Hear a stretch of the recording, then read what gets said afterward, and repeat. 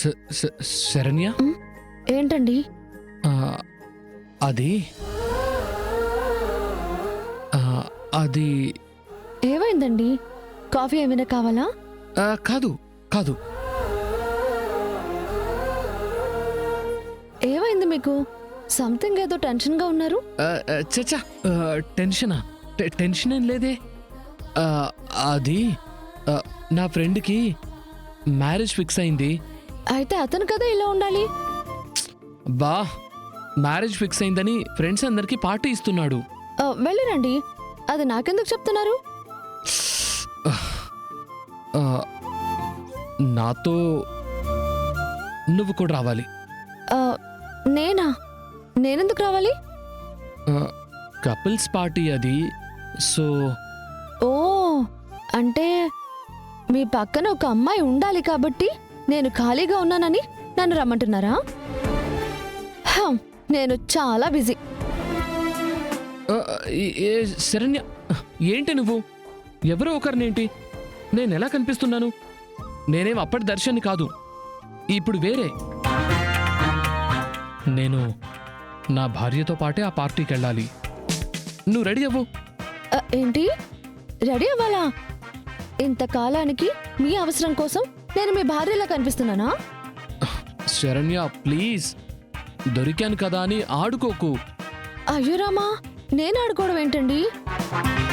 నా మీద కోపంతో అలిగింది మీరు, అరిచింది మీరు.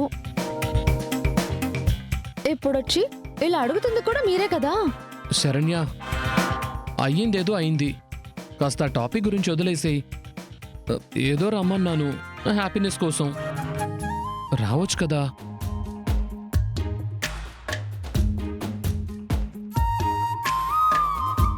సర్లేండి,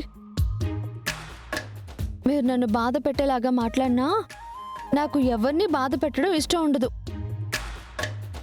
సరే, మీరు ఇంతలా అడుగుతున్నారు కాబట్టి వస్తానులేండి.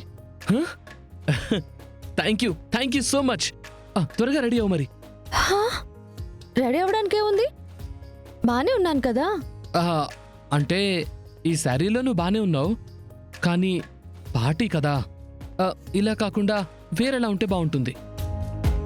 ఒక నిమిషం ఆగు.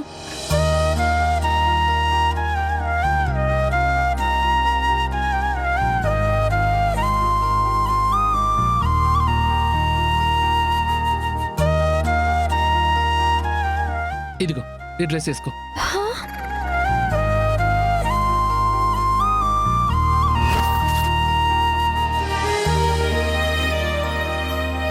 అయ్యో, ఏంటండి ఇది?